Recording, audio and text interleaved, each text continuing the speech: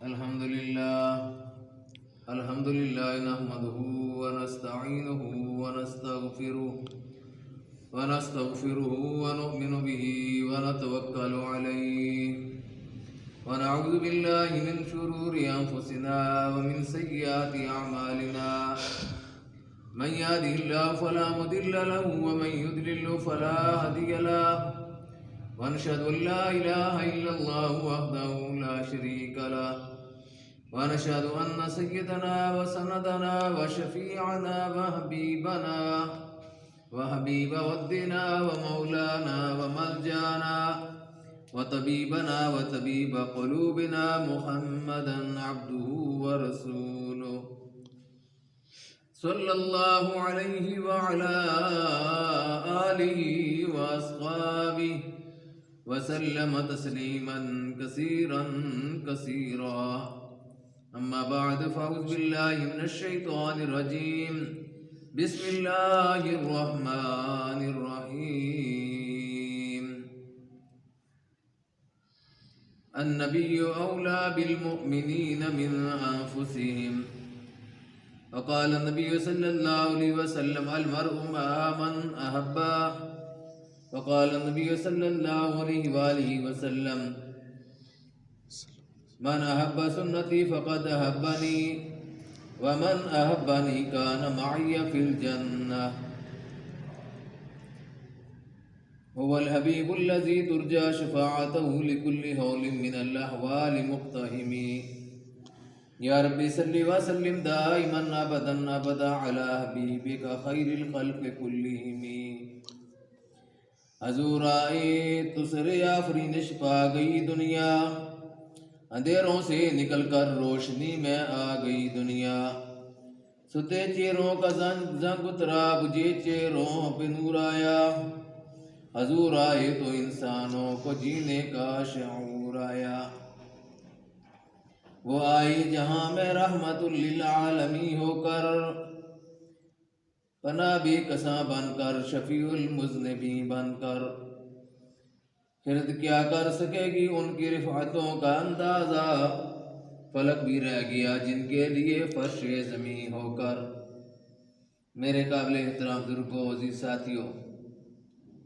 میں نے آپ کے سامنے قرآن کی ایک آیت اور قرآن مجید کی ایک آیت اور نبی کریم صلی اللہ علیہ وسلم کے دو ارشادات پیش کیے ہیں اللہ سے دعا اللہ مجھے قرآن و سنت کے مطابق بیان کرنے کی اور مجھے اور آپ کو سن کر عمل کی توفیق نصیب فرمائے اللہ نے فرمایا ہے النبی اولیٰ بالمؤمنین من انفسہم اور نبی کریم صلی اللہ علیہ وسلم نے فرمایا ہے المرء مع من احبا جس نے جس کے ساتھ محبت کی وہ اسی کے ساتھ ہوگا اور یہ بھی فرمایا نبی کریم صلی اللہ علیہ وسلم نے کہ جس نے میری سنت سے محبت کی اس نے مجھ سے محبت کی اور جس نے مجھ سے محبت کی وہ جنت میں میرے ساتھ ہوگا حضور نبی کریم صلی اللہ علیہ وسلم کی آمد ہمارے لیے باعث فخر ہے باعث خوشی ہے اللہ کے نبی صلی اللہ علیہ وسلم اس دنیا میں تشریف لائے تو ظلم کا خاتمہ ہوا جہالت کا خاتمہ ہوا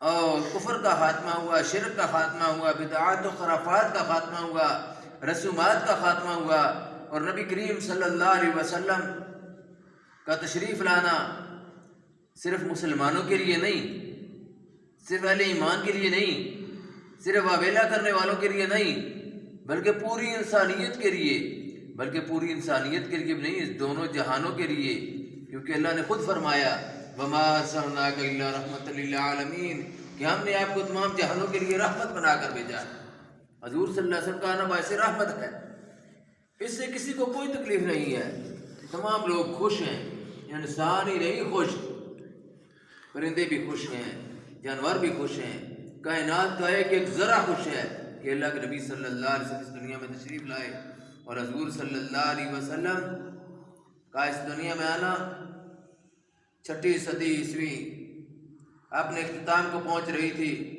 کفر و شرک کی آندھی اپنے عروج پر تھی ظلم و ستم اپنے عروج پر تھا اور بڑی برق رفتار کے ساتھ کفر و شرک کی جو آندھی ہے وہ گامزن تھی وہ چل رہی تھی تو اقوام عالم کی اخلاقی حالت میں فساد برپا تھا، فتنہ برپا تھا، سنگ دلی اور حمید و جاہلیت اس حد تک بڑھ چکی تھی، اس کی یہ حالت ہو چکی تھی کہ بیٹیوں کو زندہ درگور کر دیا جاتا تھا، بیٹیوں کو زندہ درگور کر دیا جاتا تھا، بیٹی کے پیدا ہونے کو نوست خیال کیا جاتا تھا، بیٹی کو منحوس سمجھا جاتا تھا، بیوہ ہونے پر عورت کو اندھی کوٹڑی کے اندر بند کر دیا جاتا تھا، اور پھر جہاں اس سے کھانے کو بھی کچھ نہیں دیا جاتا تھا اور اس کو پہننے کے لیے بھی کچھ نہیں دیا جاتا تھا، اور وہیں پر اس کی زندگی کی شام تمام ہو جاتی تھی، وہ اس دنیا سے رخصت ہو جاتی تھی۔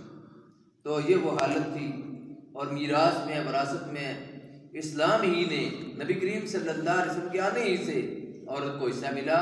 میراث میں عورت کا کوئی حق نہیں تھا، کوئی حصہ نہیں تھا۔ بیوہ کے ساتھ نکاح کرنے کو عیب تصور کیا جاتا تھا، یہ عیب ہے بیوہ کے ساتھ نکاح کیا جائے، تو معمولی باتوں پر جنگ و جدل ہو جاتی تھی، لڑائیاں جھگڑے ہو جاتے تھے، کئی سالوں تک 40 سالوں تک 50 سالوں تک نسل در نسل یہ طول پکڑ جاتے، اور جس کے نتیجے میں ہزاروں آدمزاد لقمہ اجل بن جاتے۔ پھر اچانک گھٹا اٹھی، کون سی گھٹا؟ نسیم سحر چلی، نبی کریم صلی اللہ علیہ وسلم کی تشریف آوری کا وقت ہوا، اور شکوفے کھل اٹھے، گلشن مہک اٹھا، اور انسانیت پکار اٹھی کہ وہ یتیموں کا ماوا آیا ہے، انسانیت پکار اٹھی کہ وہ یتیموں کا والی آیا ہے، اور بیواؤں کا سہارا آیا ہے، بے کسوں کا مونس آیا ہے، اور بے سہارا لوگوں کا سہارا آیا ہے، مظلوموں کا والی آیا ہے، اور تھکے ہوئے مسافر کو آب حیات نظر آیا۔ تو پھر سراب دور ہوا، رحمت کی بارش برسی، روح کی پیاس بجھی، اور پھر دل کو قرار آیا، دل کو چین آیا۔ یہ تھی رسول اللہ صلی اللہ علیہ وسلم کی تشریف آوری۔ اب جو میرے بھائی کہتے ہیں کہ ان کو خوشی نہیں، اس سے زیادہ خوشی ہم کیا کریں کہ حضور صلی اللہ علیہ وسلم کی سنتوں کو ہم ہی زندہ کر رہے ہیں، ورنہ بدعات کا دور دورہ ہے، خرافات کا دور دورہ ہے، رسومات کا دور دورہ ہے۔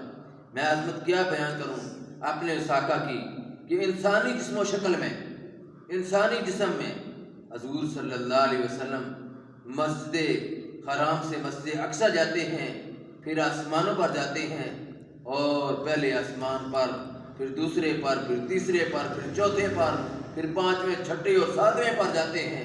پھر ہر نبی جہاں جس آسمان پر موجود ہے، جو انبیاء کرام موجود ہیں، ان سب کے ساتھ ملاقات ہوتی ہے۔ اب یہ انبیاء نیچے ہیں، یہ انبیاء سارے نیچے ہیں، بیت معمور ساتویں آسمان کے اوپر ہے، جو فرشتوں کا قبلہ ہے۔ فرشتوں کے قبلے کے ساتھ حضرت ابراہیم علیہ السلام بیٹھے ہوئے ہیں، تو وہ بھی نیچے، بیت معمور بھی نیچے، ابراہیم علیہ السلام بھی نیچے، تمام انبیاء کرام نیچے۔ اب میرے آقا اوپر جا رہے ہیں، میرے آقا اوپر جا رہے ہیں، سدرۃ المنتہا جاتے ہیں، پھر جنت المأویٰ جاتے ہیں، پھر جنت المأویٰ بھی نیچے، پھر سدرۃ المنتہا بھی نیچے، پھر جبرائیل بھی نیچے۔ جبرائیل اب رک گئے ہیں، کہتے ہیں کہ اگر میں اس سے آگے جاؤں تو میرے پر جل جائیں گے، میرے پر جل جائیں گے، اس سے آگے میں نہیں جا سکتا، اللہ کی جلدی کا میں نہیں برداشت کر سکتا۔ تو حضور صلی اللہ علیہ وسلم پھر اس سے آگے گئے۔ اب جبرائیل بھی نیچے ہیں، فرشتے سارے نیچے، جبرائیل نیچے، میکائیل نیچے، اسرائیل نیچے، اسرافیل نیچے، اب یہ سارے فرشتے نیچے ہیں۔ انبیاء کرام سارے 1,24,000 قوم سارے نیچے ہیں، میرے آقا سب سے اوپر ہیں، میرے آقا سب سے اوپر ہیں۔ اب یہ کہتے ہیں کہ شان نہیں بیان کرتے، بھائی اس سے بڑی کیا شان بیان کریں کہ ہم یہ کہتے ہیں کہ لا یمکن ثناء کما کان حقہ، ہم ان کی ثنا نہیں بیان کر سکتے جس طرح ان کی ثنا بیان کرنے کا حق ہے۔ بعد از خدا بزرگ تو یہ قصہ مختصر، ہم مختصر بات یہی کرتے ہیں کہ خدا کے بعد جو ہستی بلند ترین مقام پر ہے وہ رسول اللہ صلی اللہ علیہ وسلم کی ہستی ہے۔ اب یہ رسول اللہ صلی اللہ علیہ وسلم کی شان نہیں تو اور کیا ہے؟ یہ شان کس کو کہتے ہیں؟ عظمت کس کو کہتے ہیں؟ یہ عظمت مصطفی تو ہے، رفعت مصطفی تو ہے، اور یہی شان مصطفی تو ہے۔ اس لیے اس چیز کو یہ بات کہہ کر کہنا، لوگوں کو بھٹکانے کی کوشش کرنا، لوگوں کو گمراہ کرنے کی کوشش کرنا کہ کوئی نہیں مانتا رسول اللہ کی عظمت کو، وہ جو رسول اللہ کی عظمت کو نہ مانے، جو رسول اللہ کے بارے میں بغض رکھے، جو رسول اللہ کی محبت سے خالی دل ہو، وہ دل قابل احترام بھی نہیں ہے، اور پھر جس دل کے اندر بغض ہو تو مسلمان ہی نہیں ہے، مومن ہی نہیں ہے۔ حضور نے خود فرمایا کہ تم اس وقت تک مومن نہیں ہو سکتے جس وقت تک تمہارے ماں باپ، تمہاری اولاد، سارے دنیا کے انسان رسول اللہ صلی اللہ علیہ وسلم محبت سب سے زیادہ ہونی چاہیے۔ اللہ کے نبی صلی اللہ علیہ وسلم کی محبت نہیں ہے تو کچھ بھی نہیں ہے۔ اللہ نے قرآن میں ایک کا نام لے کر فرمایا کہ یہ ساری چیزیں اگر تم کو پیاری ہیں اللہ اور اس کے رسول سے، احب الیکم من اللہ ورسولہ وجہاد فی سبیلہ وتربصوا حتی یأتی اللہ بامرہ، اللہ اور رسول سے اگر یہ چیزیں زیادہ پیاری ہیں اور اللہ کے راستے میں انتھک کوشش کرنے کے پھر اللہ کے عذاب کا فیصلے کا انتظار کرو، اللہ کے عذاب کا انتظار کرو۔ اس لیے اللہ کے نبی سے پیارا کوئی بھی نہیں ہے، نہ اپنی اولاد پیاری ہے، نہ اپنے ماں باپ پیارے ہیں، نہ ہی کائنات کا کوئی اور انسان پیارا ہے۔ سب سے عظیم ترین ہستی، سب سے محبت والی ہستی، جس کے ساتھ محبت کی جائے، جس کو محبوب بنایا جائے، وہ رسول اللہ صلی اللہ علیہ وسلم کی ہستی ہے۔ اور حضور صلی اللہ علیہ وسلم کے تشریف لانے سے جب غار حرا سے وحی اور رسالت کا بوجھ گراں اپنے کندھوں پر اٹھائے ہوئے حضور سوئے قوم کی طرف آئے تو پھر منصب نبوت کی ذمہ داری کے لیے خفیہ دعوت و تبلیغ کا کام پہلے شروع کیا، پھر اس کے بعد آہستہ آہستہ کھلے عام دعوت اسلام کا آغاز ہو گیا۔ کھلے عام اسلام کی دعوت جب دینی شروع کی تو پھر یہ امن و آشتی کا پیغام تھا، یہ غریبوں کی ہمدردی کا پیغام تھا، غلاموں کی آزادی کا پیغام تھا، اور اس کی پاداش میں پورا عرب رسول اللہ صلی اللہ علیہ وسلم کے خلاف کھڑا ہو گیا۔ حضور صلی اللہ علیہ وسلم کے سامنے پیشکشیں بھی کی گئی، آپ کو بادشاہ بنا دیتے ہیں، آپ کا کسی اچھی عورت سے، خاندانی عورت سے نکاح بھی کر دیتے ہیں، اور طرح طرح کے انہوں نے آپ سب سامنے چیزیں پیش کی کہ اگر آپ ہماری بات کو مان جائیں، اپنے مشن سے باز آ جائیں تو آپ کے پاؤں پر میں سب کچھ نچھاور کرنے کے لیے ہم تیار ہیں، آپ پر سب کچھ قربان کرنے کے لیے تیار ہیں۔ حضور نبی کریم صلی اللہ علیہ وسلم نے کیا جواب دیا؟ فرمایا کہ میرے دائیں ہاتھ پر سورج رکھ دو اور بائیں ہاتھ پر چاند رکھ دو، اور ساری دنیا کی ریل پہ میرے سامنے موجود ہو، میں اس سب کو ٹھکرا سکتا ہوں لیکن اپنے مشن سے باز نہیں آ سکتا۔ میرا مشن لا الہ الا اللہ ہے، اللہ کی توحید کا مشن ہے، اللہ کی طرف دعوت کا مشن ہے۔ تو سوشل بائیکاٹ بھی کیا گیا، اور شیب ابی طالب کی گاڑی کیا تھی؟ وہ سوشل بائیکاٹ تھا جو 3 سال کے عرصہ تک حضور سے کیا گیا۔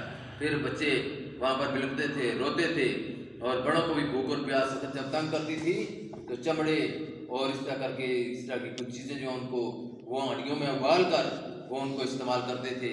کھانے کے لیے کچھ نہیں تھا، پینے کے لیے کچھ نہیں تھا، بچے پیاس سے اور بھوک سے جب بلکتے تھے تو یہ سرداران قریش اور کفار یہ خوش ہوتے تھے ان کی آوازیں سن کر کہ اب مسلمانوں کے بچے جو ہیں وہ رو رہے ہیں۔ جب تجارت کے قافلے آتے تو ان سے یہ مہنگے داموں سودا خرید لیتے کہ ہمیں دے دو، مسلمانوں کو نہ دو، تاکہ مسلمان جو ہیں ان کی جو ضروریات ہیں وہ پوری نہ ہو سکیں۔ اس طرح کر کے پوری طرح انہوں نے تنگ کرنے کی کوشش کی اور ہر طرح کی اذیتیں اور تکلیفیں پہنچائیں۔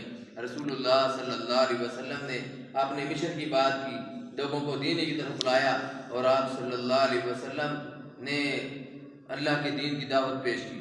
اب جو میلاد بعض لوگ کرتے ہیں، یہ بالکل ایسے ہی ہے جیسے ایک مسجد ہو اور مسجد کے باہر کوئی آدمی کھڑا ہو کر یہ بات کرے، کوئی مولوی صاحب کھڑے ہو جو کہیں کہ یہ مسجد ہے، یہ مسجد ہے، یہ مسجد ہے۔ اب پتہ ہے سب کو کہ یہ مسجد ہے، جو سارے افراد موجود ہیں ان کو معلوم ہے کہ یہ مسجد ہے، مولوی صاحب نے شور چاہے یہ مسجد ہے، یہ مسجد ہے۔ اب اس کے تقاضے سمجھانے کی بجائے، اس کی ضروریات کا سمجھانے کی بجائے کہ یہ مسجد کا مقصد کیا ہے، اب وہ لوگ جو دیکھ رہے ہیں وہ بھی کہہ رہے ہیں کہ بھائی ہمیں بھی معلوم ہے یہ مسجد ہے، اس کا مینار ہے، اس کا محراب ہے، اس کا ممبر ہے، اس کی صفیں بچھی ہوئی ہیں قبلہ کی طرف، اور یہ مسجد بالکل نظر آ رہی ہے کہ مسجد ہے، ہمیں معلوم ہے مسجد ہے، تو پھر بھی یہ شور مچا رہے ہیں مسجد ہے، مسجد ہے۔ یہی بالکل بیان نہیں کیفیت ان لوگوں کی ہے کہ میلاد ہے، میلاد ہے، میلاد ہے۔ بھائی کوئی انکار نہیں کرتا رسول اللہ کی میلاد کا، میلاد تو ابھی کا لفظ ہے جس کی معنی ہے پیدائش۔ حضور کی پیدائش کا کون انکار کرتا ہے؟ کوئی کافر بھی نہیں انکار کرتا، ہندو نہیں انکار کرتا، سکھ نہیں انکار کرتا، ٹرمپ نہیں انکار کرتا، اور کلنٹن نہیں انکار کرتا، اور یہ جو مودی ہے یہ بھی انکار نہیں کرتا، سارے کافر۔ صدر جو فرانس کا ہے جس نے گستاخی کی ہے رسول اللہ صلی اللہ علیہ وسلم کی شان میں، وہ بھی مانتا ہے کہ حضور پیدا ہوئے ہیں، سارا جہان مانتا ہے کہ حضور پیدا ہوئے ہیں، پیدا ہونے کا مطلب ہے میلاد۔ پھر اس کا شور شرابہ کس وجہ سے؟ اس لیے کہ جو بدعات اور خرافات کی جاتی ہیں وہ نہ اگر کی جائیں تو پھر یہ سمجھا جاتا ہے کہ شاید یہ کام نہیں کیا جا رہا۔ اصل مقصد ہے سیرت رسول اللہ صلی اللہ علیہ وسلم کی، اور یہی بات رسول اللہ صلی اللہ علیہ وسلم نے فرمائی ہے کہ من احب سنتی فقط احبانی۔ یہ نچوڑ ہے ساری بات کا، اور یہ خلاصہ ہے ساری بات کا، اور یہی بات ہے جو کرنے والی ہے۔ یہ سیرت اپنانے کے لیے آئی ہے، حضور کی زندگی کس بات کے لیے ہے فرمایا جس نے میری سنت کے ساتھ محبت کی اس نے مجھے میرے ساتھ محبت کی. ومن احبنی کان معی فی الجنہ، جس نے میرے ساتھ محبت کی وہ جنت میں میرے ساتھ ہوگا. یہ اتنی بڑی قربت رسول اللہ کی نصیب ہو جائے سنتوں پر عمل کرنے کی وجہ سے، تو اور کیا چاہیے. آج معاشرہ کس طرف جا رہا ہے؟ ظلم کا دور ہے. آج بھی رسول اللہ صلی اللہ علیہ وسلم کی سنت سے موڑ کر لوگ ناکامی اور نامرادی کی طرف جا رہے ہیں. ہر ایک سنت کے اندر حکمت ہے، ہر ایک سنت کے اندر رحمت ہے، ہر ایک سنت کے اندر حضور صلی اللہ علیہ وسلم کی ہر سنت کے اندر خیر و برکت ہے، فیض و برکات ہیں، انوار تجلیات ہیں. اس لیے آپ صلی اللہ علیہ وسلم کی سنتوں کو اختیار کرنے کی دعوت دینی چاہیے. اب نماز حضور صلی اللہ علیہ وسلم ایک میری آنکھوں کی ٹھنڈک ہے. جو آدمی حضور کو خوش کرنا چاہتا ہے کہ حضور صلی اللہ علیہ وسلم خوش ہوں، اس تو چاہیے وہ 5 وقتہ نماز کی پابندی کرے. اگر اور خوش کرنا چاہتا ہے اللہ کے نبی صلی اللہ علیہ وسلم کو، پھر کیا کرے؟ پھر نوافل بھی ادا کیا کرے، پھر اشراق پڑھے، چاٹ پڑھے، اوابین پڑھے، تہجد کی نماز پڑھے، کیونکہ وہ رسول اللہ کو خوش کرنا چاہتا ہے. اور حضور نے فرمایا کہ قرۃ عینی فی الصلاۃ، نماز میری آنکھوں کی ٹھنڈک ہے. اب اگر ہم خوش کرنا چاہتے ہیں حضور صلی اللہ علیہ وسلم کو اور اپنی طرف سے کچھ طریقے اختیار کر رہی ہیں تو وہ ہماری خوشی ہے. ہم نے اپنی خوشی کے لیے یہ سارا اہتمام کیا ہے. جھنڈیوں کے لگانے سے حضور کو کیا سروکار کہ حضور خوش ہو جائیں گے، یا کوئی اور لائٹنگ وغیرہ یا کچھ اور کام کرنے سے یہ کوئی اس سے سروکار نہیں ہے کہ حضور خوش ہوں گے. آپ صلی اللہ علیہ وسلم کو ان چیزوں سے کوئی دلچسپی نہیں. وہ تو دین کی دعوت دینے والے تھے، داعی اعظم تھے. پھر یہ بھی یاد رکھیں کہ حضور صلی اللہ علیہ وسلم جس گھڑی پیدا ہوئے وہ گھڑی مبارک گھڑی ہے، جس دن پیدا ہوئے وہ مبارک دن ہے، اور جس ہفتے پیدا ہوئے وہ مبارک ہفتہ ہے، جس مہینے پیدا ہوئے وہ مبارک مہینہ ہے، اور جس سال نبی کریم صلی اللہ علیہ وسلم تشریف لائے وہ سال مبارک ترین سال ہے، اور وہ صدی جس میں آپ صلی اللہ علیہ وسلم تشریف لائے وہ صدی مبارک ترین صدی ہے. اور ان صدیوں میں سے وہ صدی اور وہ زمانہ مبارک ترین زمانہ ہے جس میں اللہ کے نبی صلی اللہ علیہ وسلم تشریف لائے. خیر و برکت والا زمانہ، خیر و برکت والی صدی. اس لیے یہ سمجھنا چاہیے کہ ہر وقت ہی حضور صلی اللہ علیہ وسلم کی سنتوں پر عمل کرنا، حضور صلی اللہ علیہ وسلم کو ہر وقت یاد کرنا چاہیے، ہر لمحے یاد کرنا چاہیے، ہر دن، ہر ہفتے، ہر مہینے آپ سب کو یاد کرنا چاہیے. حضور صلی اللہ علیہ وسلم نے کیا طریقہ بتایا ہے میلاد کا. آپ صلی اللہ علیہ وسلم سوموار کے دن روزہ رکھتے تھے. صحابہ نے پوچھا یا رسول اللہ سوموار کے دن روزہ کیوں رکھتے ہیں؟ فرمایا سوموار کے دن میری پیدائش کا دن، میری میلاد کا دن ہے سوموار کے دن، اس لیے میں روزہ رکھتا ہوں. سبحان اللہ. کیا کیا خوشی میں؟ روزہ رکھا، روزہ رکھا خوشی میں. ہمیں بھی چاہیے کہ ہم سنبھال کو روزہ رکھیں تاکہ حضور صلی اللہ علیہ وسلم کی سنت پر بھی عمل ہو اور حضور صلی اللہ علیہ وسلم کی پیدائش کی خوشی بھی ہو. حقیقی معنی میں خوشی تو وہ ہے جس خوشی کو نبی کریم صلی اللہ علیہ وسلم پسند کریں. ان کی خوشی کو اپنی خوشی سمجھنا چاہیے. ان کی جو چیزیں محبوب ہیں ان کو محبوب سمجھنا چاہیے. ان کو جن چیزوں سے نفرت ہے ان چیزوں کے ساتھ نفرت کرنی چاہیے. ہمارا کھانا پینا، ہمارا بیٹھنا اٹھنا، ہمارا چلنا پھرنا سب سنتے رسول اللہ صلی اللہ علیہ وسلم کے مطابق ہونا چاہیے. اور رسول اللہ صلی اللہ علیہ وسلم نے فرمایا ہے کہ من حبا سنت فقد حبانی، جس نے میری سنت کے ساتھ محبت کی اس نے میرے ساتھ محبت کی. حضور کے ساتھ محبت کی یہ دلیل ہے. اب یہ دعویٰ جو ہم کرتے ہیں کہ حضور کے ساتھ ہمیں محبت ہے، ہمیں حضور کے ساتھ عشق ہے، اس دعوے کی دلیل کیا ہے؟ ہر دعوے کی کوئی نہ کوئی دلیل ہوتی ہے. آدمی دلیل مانگتا ہے، بھائی دلیل کیا ہے آپ کے پاس کہ آپ کو محبت ہے؟ تو اس کی دلیل کیا ہے؟ اس کی دلیل اطاعت ہے. جو اطاعت کرے گا، جو اتباع کرے گا، جو پیروی کرے گا وہ محبت کرے گا رسول اللہ صلی اللہ علیہ وسلم کے ساتھ. کیونکہ اللہ نے خود یہ بات فرمائی ہے کہ قل ان کنتم تحبون اللہ، نبی صلی اللہ علیہ وسلم، اگر تم اللہ کے ساتھ محبت کرتے ہو فاتبعونی، پھر میری پیروی کرو. فاتبعونی، پھر میری پیروی کرو. یحببکم اللہ، اللہ تم سے محبت کرے گا. ویغفر لکم ذنوبکم، اور تمہارے گناہوں کو معاف کر دے گا. واللہ غفور رحیم، اللہ تعالیٰ بخشنے والا مہربان ہے. تو یہ اللہ تعالیٰ نے ہم پر احسان کیا ہے. لقد من اللہ علی المؤمنین اذ بعث فیہم رسولا، اللہ نے مومنین پر احسان کیا کہ ان کی طرف انہی میں سے ایک رسول بھیجا ہے. بہت بڑا اللہ کا احسان ہے. اللہ نے بہت سی نعمتیں دی ہیں، احسان نہیں جتلایا. نبی اللہ نے دے کر اللہ نے احسان جتلایا کہ میں نے تمہاری طرف ہم نبی کریم صلی اللہ علیہ وسلم کو بھیجا ہے. اب حضور صلی اللہ علیہ وسلم جو دین لے کر آئے ہیں اس کو بعض لوگ مذہب سمجھتے ہیں کہ ہم نے یہ جو عبادات کر رہے ہیں صرف یہی دین ہے. بھئی عبادات جو ہے یہ مذہب ہے. جو دین ہے وہ کیا ہے؟ دین نصاب زندگی کا نام ہے، دین معاشرے کی اصلاح کا نام ہے، دین رسول اللہ صلی اللہ علیہ وسلم کی شریعت کے نفاذ کا نام ہے. رسول اللہ صلی اللہ علیہ وسلم نے مسجد نبوی کے اندر سارے کام کیے. آپ صلی اللہ علیہ وسلم چیف جسٹس بھی تھے، مسجد نبوی کے اندر بیٹھ کر فیصلے کرتے تھے. حضور صلی اللہ علیہ وسلم سبع سالار بھی تھے، حضور صلی اللہ علیہ وسلم حکمران بھی تھے. یہ سارے کام حضور صلی اللہ علیہ وسلم جب کیے ہیں تو وہ سارے کام اگر سنتے رسول اللہ کے مطابق کیے جائیں تو بہت بڑا اجر و ثواب ہے، اگر ان کو سنتے رسول اللہ کے خلاف کیا جائے تو اس پر گناہ ہے، پکڑ ہے۔ اس لیے اللہ سے دعا کہ اللہ ہمیں نبی کریم صلی اللہ علیہ وسلم کی سنتوں کے مطابق زندگی گزارنے کی توفیق نصیب فرمائے۔ کہ محمد سے وفات ہونے تو ہم تیرے ہیں، یہ جہاں جزا کیا لوح قلم تیرے ہیں۔ محمد کی محبت دین حق کی شرط اول ہے، اگر اس میں کچھ ہو خامی تو سب کچھ نامکمل ہے۔ واخر دعوانا الحمدللہ رب العالمین۔